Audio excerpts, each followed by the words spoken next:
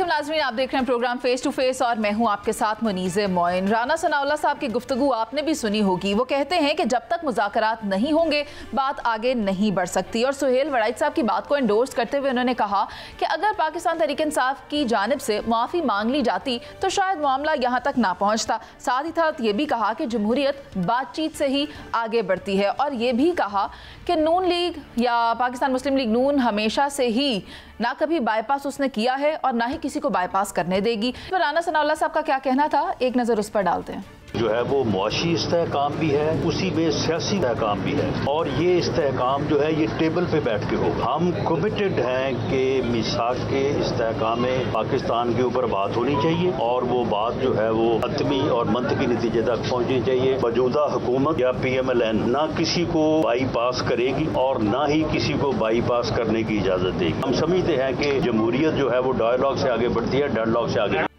इसी पर बात करने के लिए पैनल में मेरे साथ मौजूद हैं ब्यूरो चीफ पंजाब शहजाद हुसैन भट्ट साहब, उनके साथ तशरीफ रखते हैं सलमान आबिद साहब, सीनियर सहाफ़ी तज्ज़ियाकार हैं। हमें बतूल राजपूत भी ज्वाइन करी हैं जो कि सीनियर सहाफ़ी तज्ज़ियाकार हैं और उसके अलावा हमारे साथ प्रोग्राम में कराची से सायरा बानो मौजूद होंगी। आप सबका बहुत शुक्रिया। तो मैं चाहती हूँ सलमान आबिद साहब आप मुझे ये बता दें कि आखिर फिर मसला क्या है, डेडलॉक क्यों बना हुआ है, डायलॉग की तरफ क्यों नहीं जाते। और ये जो बात कही गई है राना सना साहब की जानिब से कि बाईपास, ये बाईपास वाली बात किसको सुना रहे हैं?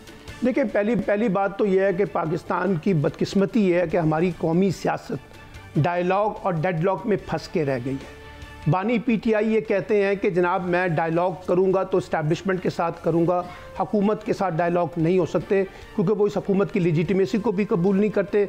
और दूसरा उनका मौक़िफ़ यह कि हुकूमत के पास डायलॉग के लिए कुछ भी नहीं है देने के लिए। दूसरी तरफ अगर हुकूमत को देखें तो हुकूमत अगरचे डायलॉग की बात तो करती है लेकिन जो साजगार माहौल पैदा करना चाहिए था वो साजगार माहौल तो पैदा नहीं हो रहा। अभी भी PTI के ख़िलाफ़ जो सख्तियाँ हैं वो उसी तरह से बदस्तूर कायम है और इसी तरीके से अरकान असम्बली की नाहिलियाँ भी इसमें शामिल हैं। 10-10 बरस और 5-5 बरस की सज़ाएँ हैं। तो इस वजह से हमारे यहाँ जो डायलॉग की सियासत या मफाहमत की सियासत आगे बढ़नी चाहिए थी, बदकिस्मती से ये आगे नहीं बढ़ पा रही। और दूसरी बात यह कि हुकूमत तो बहुत खुश भी है अंदर से कि अगर डायलॉग नहीं हो रहा, क्योंकि हुकूमत तो बेनिफिशरी भी है इस सिलसिले के अंदर, क्योंकि अगर डायलॉग होगा तो उससे कुछ चीज़ें रेजोल्यूशन की तरफ जाएंगी जो शायद हुकूमत के लिए इतनी अच्छी ना हो और वो बानी PTI के लिए कोई रास्ता निकाल सकती हो। और बानी PTI के अंदर भी अगर आप देखें तो उनकी पार्टी के अंदर तकसीम है। एक ग्रुप कहता है कि जनाब हमें हुकूमत के साथ डायलॉग करना चाहिए, एक ग्रुप कहता है कि हमें एस्टैब्लिशमेंट के साथ डायलॉग करना चाहिए। अब ये जो इशारा किया है कि बाईपास ना होने देंगे तो इसका मतलब है अगर पसे पर्दा जो बातें चल रही हैं यानी बानी PTI के दरमियान, PTI के दरमियान और इस्टेब्लिशमेंट के दरमियान, उस पर PMLN को और इत्तेहादी जमातों को यकीनी तौर पर एतराज़ होगा कि आप हमें बाईपास करके बराह रास्त उनके साथ बातचीत क्यों कर रहे हैं। तो इसलिए इशारा उन्होंने ये किया है कि अगर हमसे हटकर कोई बातचीत होगी तो वो भी हमें कबूल नहीं होगी। यानी रास्ता जो है वो हुकूमत के जरिए जाना चाहिए उनके बकौल। और मैं ये समझता हूँ कि पाकिस्तान इस वक्त जिस किस्म के सियासी, माशी और सिक्योरिटी मसाइल में घिरा हुआ है, यहाँ डायलॉग बहुत ज़रूरी था। लेकिन ये बदकिस्मती है कि इस वक्त बदएतमादी का माहौल इतना ज़्यादा है कि हम एक दूसरे पर एतमाद करने के लिए तैयार नहीं है और डायलॉग करना नहीं चाहते। और डायलॉग की जगह पॉलिटिकल स्कोरिंग जो है वो एक दूसरे के बारे में करके हम ज़्यादा चीज़ों को करने की कोशिश कर रहे हैं। पॉइंट स्कोरिंग ही देखी जा रही है। लेकिन जहाँ तक राना सना साहब की बात है वो तो यही कहना चाहते हैं ना कि सबको फिर एक पेज पर होना चाहिए। अगर मीसाक के इस्तेहकाम में पाकिस्तान की बात कर रहे हैं तो सायरा बानो साहिबा क्योंकि खुद एक सियासी रहनुमा है, सायरा जी मुझे ये बताएं क्या वजह है या वो कौन सी ऐसी बात है जो बानी तहरीक इंसाफ को रोकती है कि आप डायलॉग ना करें या आप हुकूमत के साथ डायलॉग में हिस्सा नहीं ले रहे, तो क्या वो रीजंस हो सकते हैं? अस्सलाम वालेकुम मुनीज़े, अभी मैं ये गुफ्तगू सुन रही थी, उन्होंने कहा बाईपास क्यों नहीं देंगे। आजकल तो बाईपास होता भी नहीं और भी बड़े बड़े तरीके आ गए हैं जिसमें आपको बाईपास की जरूरत ही नहीं पड़ती। आपने इलेक्शन से पहले देखा होगा लेवल प्लेइंग फील्ड मांगने की कोशिश की थी कि हमें मतलब ये जो फील्ड है वो लेवल करके दी जाए। तराजू के पलड़े बराबर के बजाय एक तरफ इतना झुका दिया गया। मैं मतलब आपने मुझे कहा कि मतलब आपने मुझे सियासतदान कहा, शुक्रिया। तो मैं सोच रही हूँ कि इनसे कैसे डायलॉग होंगे, आप मुझे बताएं ना।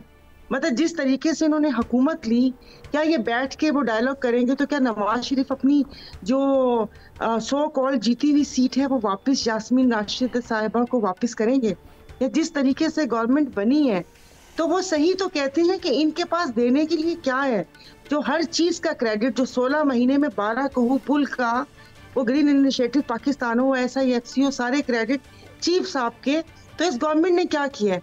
ये तो मतलब अब फिर वही घिसी पिटी बात हो जाएगी कि अपनी मर्जी से सांस भी नहीं ले सकते। अपनी मर्जी से तो ये वजीर दाखिला भी ना लगा सके, वजीर खजाना भी ना लगा सके।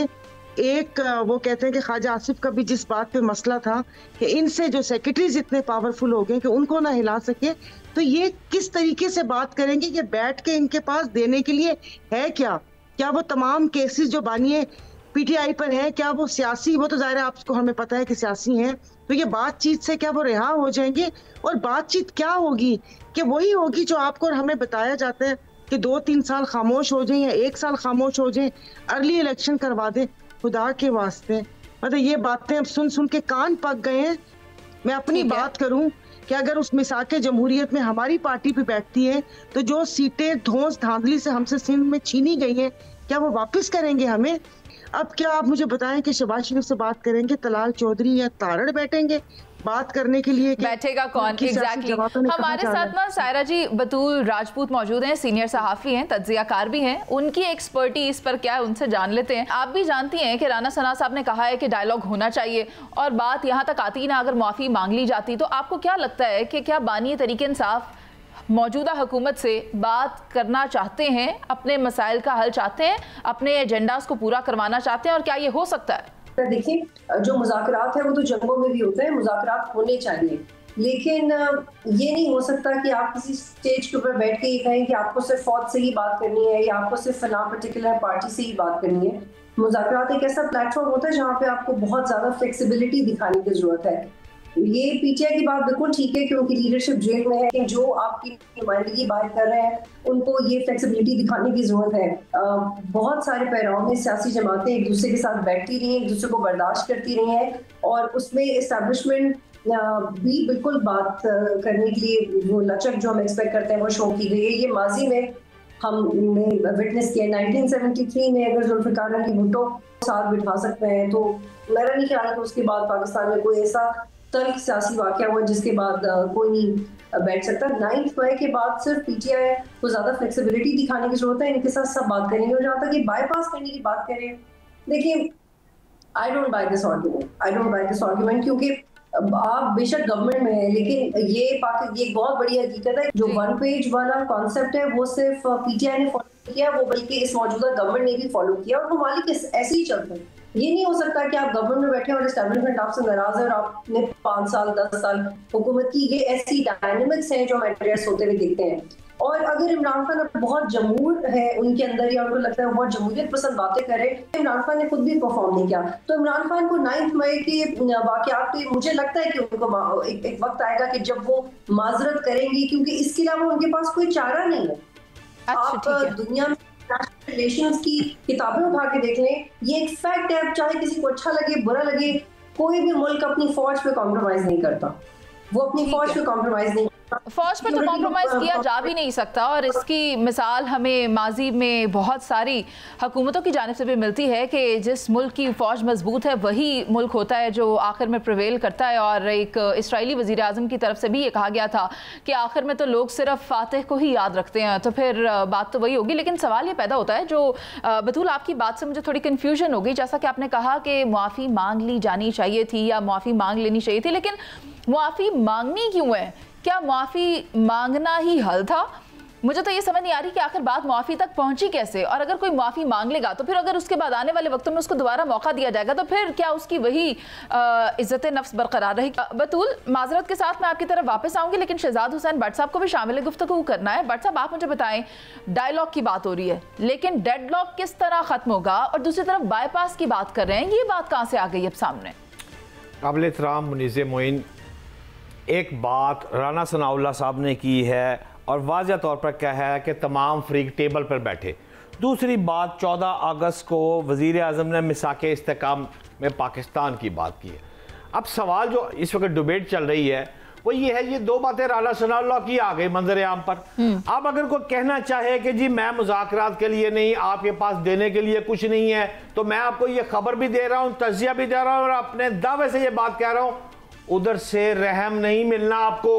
आपको जो सौगात मिलनी है वो इसी दुकान से मिलनी है, यहीं से आपने लेना है सौदा, वहां से आप जाकर कोई चीज बाय नहीं कर सकते। ये आपकी गलतफहमी है, एक बात। दूसरी बात मुनीज़े, देखें अगर आप गौर करें, राना ने वो भी बात कर दी सरा साहब ने कि अदलिया और फैसलों का इस मामला से कोई तल्लक नहीं है, वो फैसले वहीयों से। और यार मुझे ये समझ नहीं आ रही, जब आपको प्राइम मिनिस्टर बना दिया जाए तो शफाफ इंतखाबात, इस दफा नवाज शरीफ ने बेईमानी की है, ये फॉर्म 45, 47 के इंतखाबात है, पिछले बार तो प्राइम मिनिस्टर बन के बड़े साफ सुथरे थे। अदलिया, ये अदलिया जो है ये बिल्कुल गलत है। जब आपको इंसाफ मिलता है, आपकी मर्जी और मंशा का इंसाफ मिलता है, वो अदलिया बड़ी है। साकिब निसार बहुत अच्छा है, ये अदलिया बुरी है। ये आपका क्या अनइवन लोग उसको उर्दू में मेरा ख्याल है लाउबाली तबीयत का आदमी कहते हैं। और आखिरी 2 लाइनें मुनीजे जी, क्राइम की जबान में एक होता है ललकारा।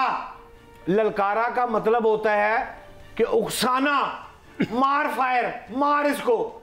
ये इस वक्त जो पीटीआई के अफराद है ना, ये जाकर इमरान खान को ललकारा मार रहे हैं, उकसा रहे हैं, उसको बदजन कर रहे हैं कि जनाब हर चीज ठीक है, आप डटे रहे, हम आपके साथ हैं, मेरी हुकूमत केपीके में, मैं वजीर आला केपीके कायम रहूं, मैं बैरिस्टर गौहर गाड़ी में फिरता रहूं, आप अंदर रहें, सब अच्छा है। आज यही तो मिसगाइड किया जा रहा है मुनीजे, और कुछ नहीं। शिदात भट्ट साहब, मिसगाइड, सायरा जी एक सेकंड, मिसगाइड की बात कर रहे हैं, पहले गाइड तो हो लेने दें, अखबारात तो जा लेने दें, उन्हें देखने तो दें कि मुल्क में चल क्या रहा है। एक तरफ से वो रास्ता भी बंद किया हुआ है। सायरा जी क्या फरमा रही हैं? नहीं, वो कह रहे हैं कि वो गंडापुर कहते हैं कि मेरी वो हुकूमत चलती रहे, वो तो वैसे ही चल रही है, वो तो चाहते हैं कि वो अंदर रहे और उनकी हुकूमत चलती रहे। इनका वो थोड़ी है कि वो ललकारा कर रहे हैं। ललकारा से मैं सोच रही थी, मुझे एक लफ्ज याद आया, हांका। 9 मई को भी तो हांका लगा के इस मॉब को एक तरफ मोड़ा था इस हुकूमत ने। राना सनाउल्लाह को वो बयान भी चला दें, या तुम या हम, और उसके बाद ये 9 मई हो गया।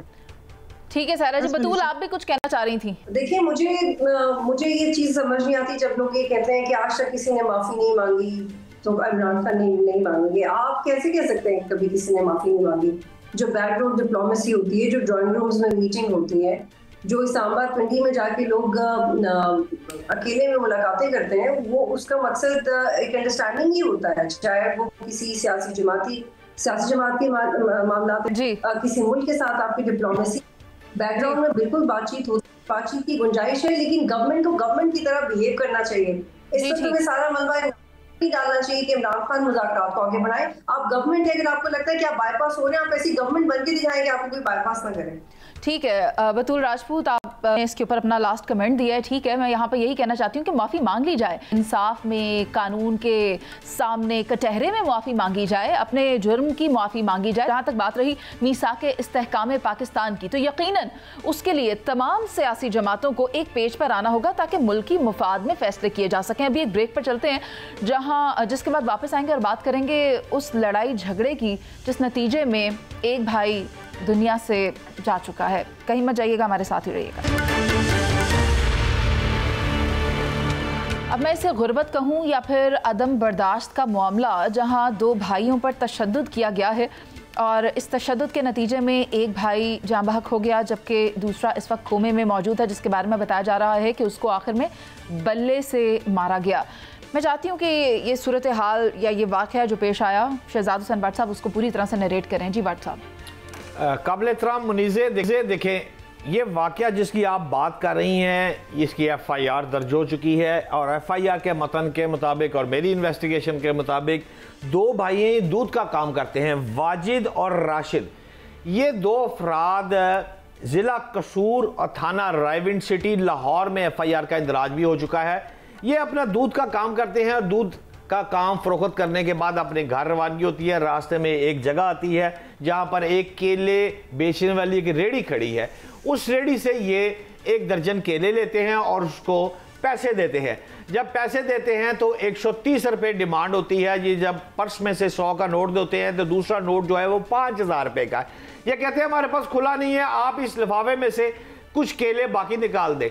अब झगड़े की तदा हो रही है और झगड़े तदा यहाँ से हो रही है कि वो जो लिफाफा केलों वाला लिफाफा है, छोटी सी बात है लेकिन झगड़े की तदा ये है कि केले वाले लिफाफे में से वो कहता है ये केले उतार ले, ये केले रहने दे, ये ठीक नहीं, ये ठीक है।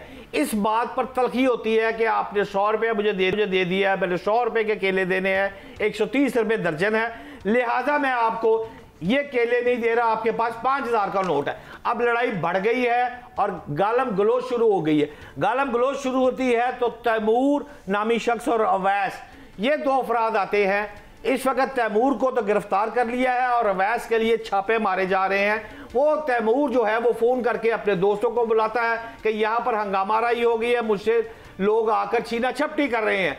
इस मौके पर जो दोस्त आते हैं वो ना बात सुनते हैं ना कोई बात है, वो आके अपनी बैट और विकेटों के साथ मारना शुरू कर देते हैं। और यकीन जाने कि इतना खौफनाक, मेरे एक एनी शायद से बात हुई है, उसने कहा कि जिस तरह बॉल को बैटों के साथ मारा जाता है इस तरह उनके मुंह पर, और जब यहां पर पड़ी तो मौके पर वो बंदा गिर गया था जो दम तोड़ गया था। ताहम उसका ऐलान हॉस्पिटल में जाके हुआ है एक शख्स का, और दूसरा भी कॉमे में पड़ा हुआ है। आखिरी 3 लाइनें सिर्फ ये है, खुदा का वास्ता है इस मुल्क में जो ये निज़ाम चल रहा है, जो यकीन जाने मैं इस लाहौर का पैदाइशी हूँ, मैंने जो आज से 5-10 साल पहले यही लाहौर यही मुआशरा देखा था, इस तरह नहीं था। लोगों में अब इतनी बेचैनी आ गई है, ये पता नहीं गुर्बत की वजह से आ गई है, ये पीटीआई की वजह से आ गई है, नून लीग की वजह से आ गई है कि बर्दाश्त खत्म हो गई है। हम हर बात पर खुद को अक्ले कुल कहना शुरू हो गए। हमें लड़ाई एक सेकंड में मोल लेनी होती है मुनीजे, और ये वाकया भी इसी वजह से हुआ है। ये तो बड़ी तकलीफ दे बात है, लेकिन बतूल मैं चाहती हूँ कि मैं आपको थोड़ा सा मजीद इसे हाईलाइट कर दूं। ये जो एरिया है ये रायविंड के करीब एक गांव बताया जाता है भंभ, और रायविंड आप जानती हैं कि मरकज़ है आजकल। तो जब ये मरकज़ में ही इस तरह की हरकतें होंगी तो फिर इसके इर्द गिर्द की क्या सूरत हाल होगी। हम तो चले थे लाहौर को जापान बनाने के लिए, मगर अगर यहाँ पर ये सब हो रहा है तो फिर बाकी के सूबे का तो अल्लाह ही हाफिज है। जी बहुत अनफॉर्चुनेट है। और मुझे याद पड़ता है कि सियालकोट का इंसिडेंट, जो 2 भाइयों का इंसिडेंट था जिनको मॉब लिंच किया गया था और फिर जाम बहक हो गए थे और उनकी डेड बॉडीज को लटकाया गया था, और ऐसे लग रहा था आप इमेजिन नहीं कर सकते थे कि किसी के साथ ये सलूक हो सकता है। तो मुझे लगता था कि शायद इस तरह के वाक़यात दोबारा नहीं होंगे, या ये कोई पहली नौयत की बात है और कोई ऐसा कर नहीं सकता। लेकिन हमने इससे सबक नहीं सीखा।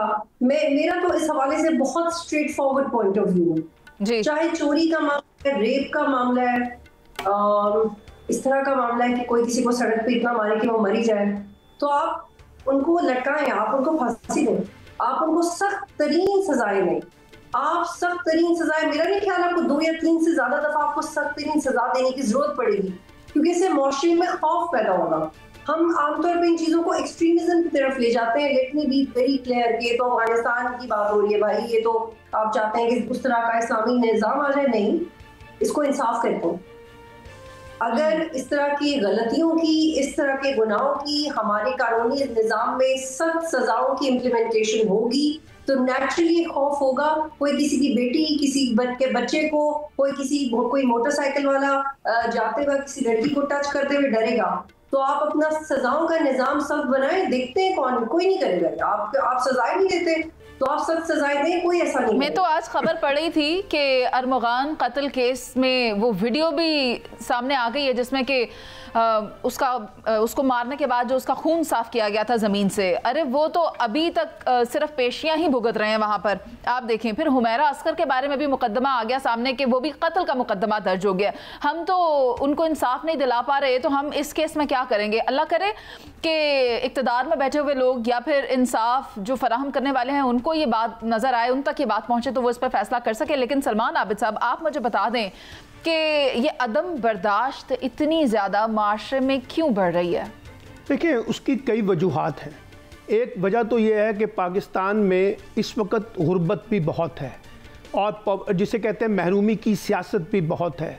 दूसरी तरफ अगर हम देखें तो माशरती बुनियादों पर, सियासी बुनियादों पर नाइंसाफियाँ बहुत हैं। तो लोग उलझे हुए हैं आपस में एक दूसरे के साथ और वो स्ट्रेस के अंदर होते हैं, ज़हनी दबाव उनके ऊपर बहुत होता है, सियासी, समाजी, माशी। तो लोग जो है ना वो मसलों का हल जो है वो लड़ाई और झगड़ों के अंदर देखने की कोशिश करते हैं और बहुत छोटी छोटी बातों के ऊपर जो है ना मामला ख़राब हो जाता है। और ये मसला ठीक कहा बतूल ने कि ये सिर्फ मजहबी इंतहा पसंदी तक महदूद नहीं है, ये सियासी इंतहा पसंदी भी है और ये एक समाजी इंतहा पसंदी भी है। अब आप देखिए हमारे यहाँ जो पोलराइजेशन हुई है, सियासी तकसीम हुई है, उसकी वजह से भी लोग एक पार्टी और दूसरी पार्टी की हमायत और मुखालफत में उलझ जाते हैं, लड़ाइयाँ हो जाती हैं, झगड़े हो जाते हैं, कत्ल हो जाते हैं। यानी हम समझते हैं कि हमारे जो बात मैं कह रहा हूँ बस वही सच है, और दूसरे के लिए हम कोई टॉलरेट नहीं करते, उसके लिए रवादारी पैदा नहीं करते, उसके लिए अदम बर्दाश्त का पहलू नहीं पैदा करते, उसकी बात को समझने की कोशिश नहीं करते, और डंडे के जोर पे, ताकत के जोर पे, बंदूक के जोर पे, असले के जोर पे हम जो है ना अपनी बात मनवाने की कोशिश करते हैं। और ये रुझान इतना खतरनाक हो गया, ये सिर्फ नीचे लेवल तक नहीं है, ये दुकानदारों के लेवल तक, या आप देखें बड़ी बड़ी मजालिस के अंदर लोग उलझ जाते हैं। सायरा जी सियासी रहनुमा है, सायरा जी आप मुझे बता दें कि आप भी ऐवान में रही, इस किस्म के केसेस को या पब्लिक डीलिंग के लिए या आवाम की फलाह के लिए क्या किया जाता है? मुझे तो बताएं कि इंसाफ को क्यों नहीं यकीनी बनाया जाता? कंज्यूमर कोर्ट्स अगर फ़ाल हों तो फिर इन लोगों के मसले मसाइल तो एटलीस्ट सुने जाए ना, हल हो जाए। यहाँ पर तो ये सड़क पर ही खुद ही कानून बने हुए हैं और खुद ही उसका इंसाफ कर रहे हैं। मुझसे आपने सियासतदानों को जिक्र किया, अगर वो सब इंसाफ और कानून के वो कहते हैं ना कि सब तमाम कायदों पर अमल करते हों तो वो दूसरों को अमल करवाएं। जी, आपके सामने पूरी तारीख भरी पड़ी हुई है, और जैसे कि अभी सलमान आबिद साहब ने कहा कि अदम बर्दाश्त, और वो मैं भी वहाँ पर असेंबली का हिस्सा थी और मैंने भी वहाँ पर देख लिया कि खुदा की पनाह कि जब कोई आपस में के इख्तलाफ होता था फिर कौन सी जुबान इस्तेमाल होती थी, और आपने दस्तो गिरबा होते हुए भी देखा। और उस दिन मुझे समझ आई कि शहर कायद में जो तहजीब है वो सिर्फ एक बेकरी का नाम है। वहाँ पर मैंने तहजीब वहाँ पर तो मैंने नहीं देखी। दूसरा, मैं भी यही सोच रही थी जिस वक्त ये वाकया पढ़ा और ये सोशल मीडिया पर देखा कि कल हम बात कर रहे थे कि एक वो कहते हैं कि एक इंसानियत से भरे हुए शख्स वसीयत खान की, कि जिसने अपनी जान की परवाह ना करते हुए कितने इंसानों की जिंदगी बचाई, और इस शख्स ने मतलब वो कहते हैं कि चंद रुपयों के लिए वो घर का चिराग ही उसने बुझा दिया, और दूसरा भाई जिंदगी और मौत की कश्मकश में है। तो बतूल साहिबा ने बिल्कुल सही कहा, जब तक सजा और जजा पर अमल नहीं होगा, वो सिर्फ कानून की किताबों में लिखा हुआ नहीं होगा या बजट की किताबों की तरह उसमें पान और पकोड़े ना बिकेंगे, उसके ऊपर अमल होगा। इन्होंने वहां पर दो भाइयों की मिसाल दी, फिर आपने देखा होगा सवात में कैसे वो मजहबी उसकी इंतहा पसंदी करके एक शख्स को जिंदा जलाया गया, फिर एक श्रीलंकन मैनेजर को जलाया गया, उससे पहले एक मिशाल खान को, फिर आपने यहाँ पर कराची में हम आए दिन वाकयात देखते, तो किसको सजा मिली? आपने अभी अरमगान केस का वो किया था, उसकी माँ के जख्मों पे नमक पाशी करने के लिए वो वीडियोस बार बार सर्कुलेट हो रही हैं, लेकिन क्या हो रहा है, मुझे तो लग रहा है वो शाहरुख जतोई की तरह विक्ट्री का निशान बनाते हुए जेल से बाहर निकलेगा। मैं ये कहना चाहती हूँ कि ओवरऑल जो हम इस चीज़ को देख रहे हैं, फिल वक्त अगर हम सिर्फ भाइयों की बात कर लें जिनमें से कि एक इस जहान फ़ानी से कूच कर गया और दूसरे की हालत तशवीशनाक बताई जा रही है जो कोमा में है, अगर सज़ा और जज़ा का कानून इम्प्लीमेंट किया जाएगा तो फिर तो हम इस किस्म की सूरत हाल हमें देखनी नहीं पड़ेगी, और ये जो अदम बर्दाश्त या ये जो गुर्बत हमारे माशरे में फैल चुकी है ना, इसको रोकने की बहुत ज़रूरत है। अभी एक ब्रेक पर चलते हैं, जिसके बाद वापस आएंगे और बात करेंगे अक़वाम मुत्तहिदा की जानिब से जो स्टेटमेंट सामने आई है गज़ा के हवाले से, उस पर बात करना बहुत ज़रूरी है। दूसरी तरफ पाकिस्तान ने सफारती सतह पर एक और कामयाबी समेटी है, आपको ये भी बताएंगे, लेकिन एक ब्रेक के बाद।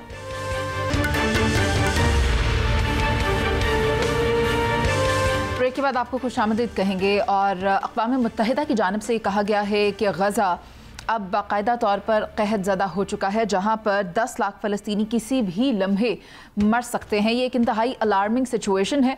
3 लाख के करीब हैं जो बताया जा रहा है जो ज़्यादा इस चीज़ को फेस कर रहे हैं, लेकिन 10 लाख ओवरऑल हैं।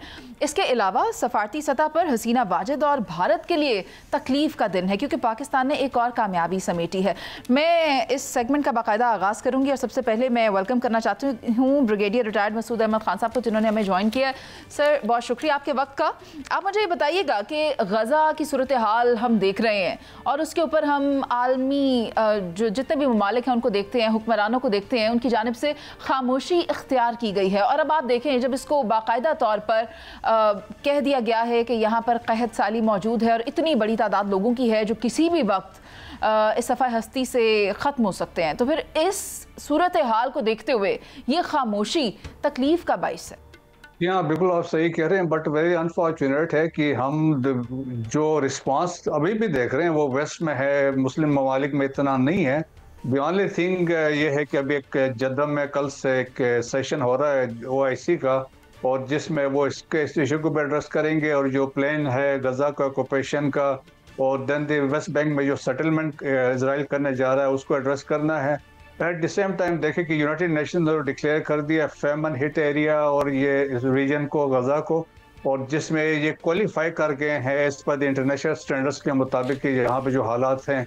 और ये देखें कि बाय डिज़ाइन है, क्योंकि पेड को वेपनाइज किया है इजराइल ने, और जिस तरीके से, और साथ ही साइमल्टेनियसली बम्बिंग भी हो रही है।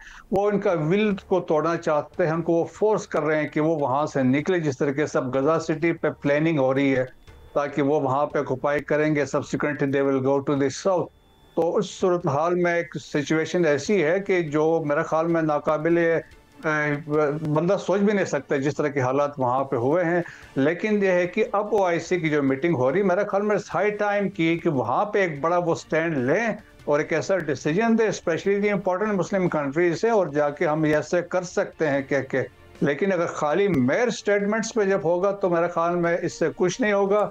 देखें इंटरनेशनल कम्युनिटी स्पेशली बाकियों ने ये अभी लिखा है कि ये बेसिकली वैसे वार क्राइम्स के उसमें ये शामिल होगा, क्योंकि वो बाय डिज़ाइन इस जो फूड है या दूसरे जो एड जो गुड्स है उनको रोक रहे हैं। सो वार क्राइम्स के तौर पे इजरायली गवर्नमेंट में नेतन्याहू का ये ट्रायल हो सकता है। तो there is a realisation west में बहुत ज़्यादा है, but still it is the America जो रोल अदा कर सकता है, या मुस्लिम्स कल जो है OIC की जो सेशन हो रहा है उसमें कि if they can take a stand तो इसका कुछ इम्पैक्ट हो सकता है।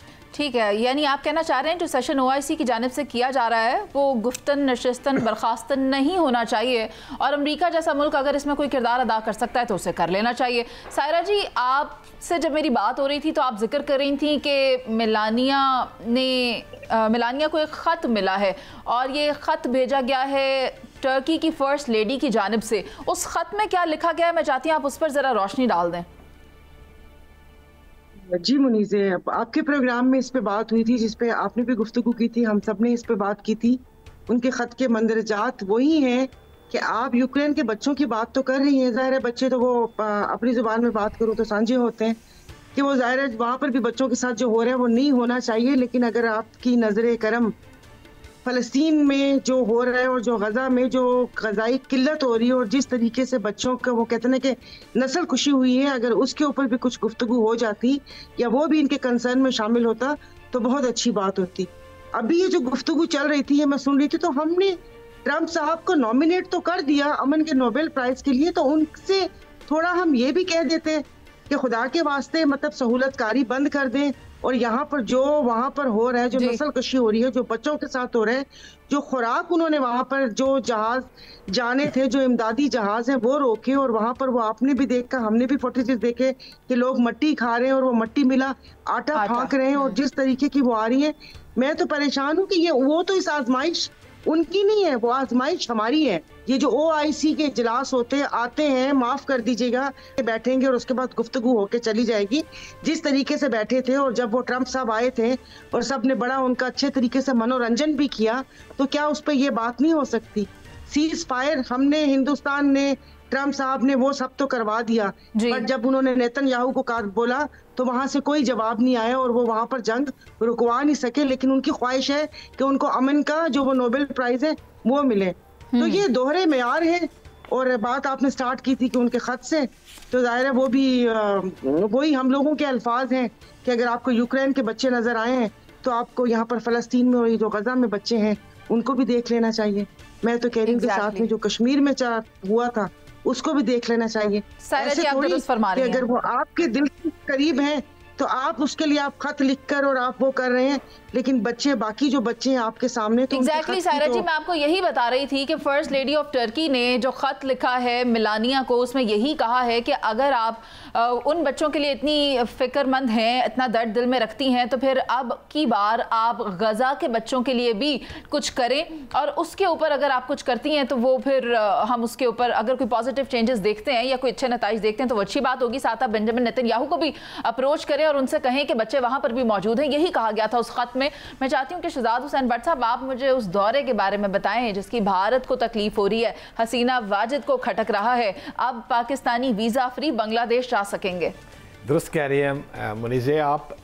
हमारे वज़ीर ख़ारजा इसहाक़ डार जो बांग्लादेश की आप बात कर रही हैं, उनके मशीर ख़ारजा से मुलाकात हुई है। 6 मुआहदे अब तक हो चुके हैं, एग्रीमेंट MOU साइन हो चुके हैं। और हमारे वफाकी वज़ीर तजारत जो जाम कमाल है वो भी हंगामी तौर पर बांग्लादेश में मौजूद।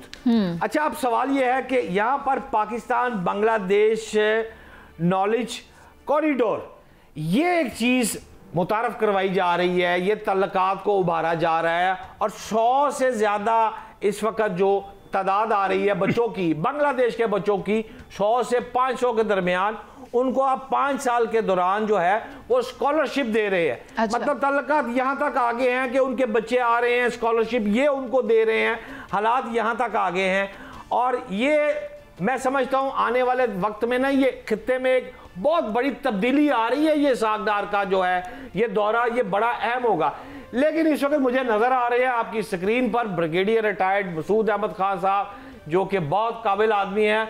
ब्रिगेडियर साहब, आप ही से मैं जानना चाहता हूं कि भारतीय जो चीफ है जनरल अनिल चौहान, वो अनिल चौहान दुख और रोते हुए लहजे में कह रहा है, मुझे ज़रा समझा दें कि पाकिस्तान, चाइना, बांग्लादेश के मफादात आपस में जुड़े हुए हैं जो इलाकाई इस्तेकाम को मुतासर कर सकते हैं। ऑपरेशन सिंदूर के बाद अमेरिका से हमारे तल्लुकात बहुत ज़्यादा बेहतर हो चुके हैं और दूसरी तरफ बांग्लादेश को की अगर मैं बात करूं तो उसके साथ भी हमारे मामला, ये जो ड्रामाई तब्दीली हो रही है, क्या भारत को के लिए खतरे की घंटी है और क्या इससे भारत को वाकई खौफजदा होना चाहिए? और आसान ज़बान में मेरे नाज़रीन को समझाए कहानी क्या है फ्यूचर की। जी हाँ, देखिए मेरे ख्याल में अभी जो 25 जून को वैसे एक चाइना में एक ट्राइलेटरल मीटिंग भी हुई थी जिसमें पाकिस्तान, चाइना एंड बांग्लादेश के रिप्रेजेंटेटिव्स वहाँ पे थे, तो एक सिंबॉलिक जेस्चर वहाँ से भी एक आया था। फिर सेकंड देखें, जब गवर्नमेंट चेंज हुई अवामी लीग आफ्टर 15 ईयर्स, जब वो 5 अगस्त को वहाँ से भागी लास्ट ईयर, तो उसके बाद जब वो वापस से हुकूमत आई है, प्रोफेसर साहब वापस आ गए, उन्होंने टेक ओवर के एज ए चीफ एडवाइजर के तौर पे। फिर जिस तरह वहाँ पे हमने रिएक्शन देखा है, स्पेशली पाकिस्तान के लिए जो जेस्चर्स हैं, देखे जो 2 भाई जो बिछड़ गए थे वो वापस आके मिले हैं, और तो वो एक ऐसा स्ट्रांग है कि जो मोहब्बत उन्होंने डिमॉन्स्ट्रेट की है टुवर्ड्स पाकिस्तान बांग्लादेशियों ने, और एक्सट्रीम हेट्रेट हमने देखा टुवर्ड्स अवामी लीग और शेख मुजीब और जिस तरीके से वहाँ वाक़ियात हुए थे। अब ख़तरा क्या है? जिस तरह ताल्लुकात बेहतर हुए हैं, ट्रस्ट हुआ है between the 2 countries, Pakistan Bangladesh की बात हम बात करें तो अब वो पहले वो समझते थे कि ईस्ट में जो उनका है कि वहाँ पे सेफ है, वहाँ पे कुछ नहीं होगा, लेकिन अब उनको वैसे अपनी इनके असम्पशंस भी बहुत सारे हैं कि इधर अभी नॉर्थ ईस्ट में देखें 7 स्टेट्स से तमाम के तमाम 7 state they are struggling for independence. वो सार के सब वो मंगोलाइड हैं, और जब उनके एथनिसिटी हम देखा जाए तो वो अपने आप को वैसे भी समझते हैं different from the mainland India से। और फिर ऊपर से ये है कि सिलीगुड़ी कॉरिडोर है, जैसे देखें जो बांग्लादेश के नॉर्थ में है, तो वो 22 किलोमीटर एट नियरेस्ट पॉइंट पे है, और उसके ऊपर एग्जैक्टली चुंबी वैली है, वहाँ पे चाइनीज बैठे हुए हैं। सही। तो किसी वक्त Chinese they can come down, तो वो अगर कॉरिडोर बंद हो जाएगा तो उस में शेख हसीना ने एक एक्सेस दिया था थ्रू बांग्लादेश टू इंडिया की वो नॉर्थ ईस्ट को एक्सेस करे, तो वो भी पॉसिबिलिटी अब निकल गई है। नॉर्थ में भी खतरा आ गया है, और ऊपर से ऑलरेडी एक वहाँ पे स्ट्रगल चल रही है फॉर इंडिपेंडेंस, तो अब उनके लिए खतरा पड़ गया कि वहाँ पे फिर जैसे चाइनीज की प्रेजेंस से चिटागांग को डेवलप कर रहे हैं, तो वहाँ भी उनके प्रेजेंस से BRI में बांग्लादेश जा चुका है।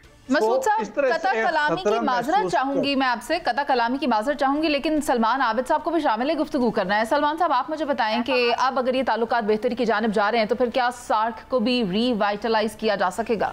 देखिए, हसीना वाजिद के दौर में पाकिस्तान और बांग्लादेश के ताल्लुकात बहुत ख़राब थे और बहुत ज़्यादा बदएतमादी का माहौल था, और हसीना वाजिद का जो ताल्लुक भारत के साथ था, वो जो नेक्सस बना हुआ था भारत और बांग्लादेश का, वो पाकिस्तान मुखालिफ एजेंडा था। इस वजह से हमें बहुत ज़्यादा मुश्किलात का सामना था इंडिया के साथ भी और बांग्लादेश के सामने भी। और अब जब हसीना वाजिद का दौर ख़त्म हुआ और वहाँ डॉक्टर यूनुस साहब आए, तो उसके बाद एक नया ताल्लुकात का दौर शुरू हुआ है, जो कि जिस तरह से अब तिजारती माहिदे हो रहे हैं और जिस तरह से ताल्लुकात और सफारतकारी के मामलात पाकिस्तान और बांग्लादेश में बेहतरी पैदा हुई है, वो यकीनी तौर पे हसीना वाजिद और नरेंद्र मोदी के एजेंडे के बिल्कुल बरक्स है।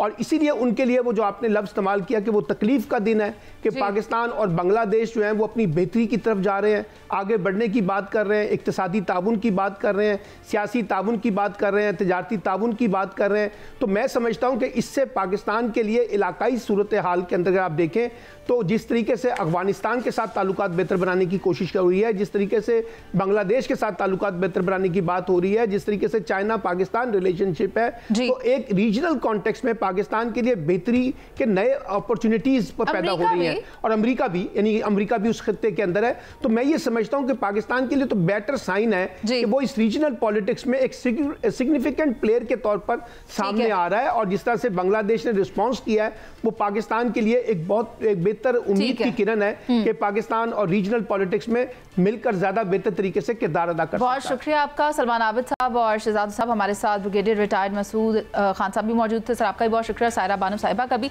बात यही है कि पाकिस्तान सफारती तौर पर बेहतर तरीके से परफॉर्म कर रहा है और अगर यूं ही सिलसिला चलता रहा तो पाकिस्तान मजीद तरक्कियां समेटेगा। लेकिन इसके साथ साथ मैं आपको ये कहना चाहती हूँ कि विलियम डलरिम्पल की किताब दी एनार्की में मैंने जो सबक सीखा है वो यही है कि गजा की सूरत हाल जो मैं आज देख रही हूँ ये इस तरह ही होता है जब कोई ताकतवर कुव्वतें किसी भी मजलूम के ऊपर काबिज हो जाती हैं, अपने मुफाद के लिए वहाँ का सिस्टम तहस नहस कर देती हैं और जुल्म बर्पा कर देती हैं। तो फिर इसी तरह होता है जो आज हो रहा है।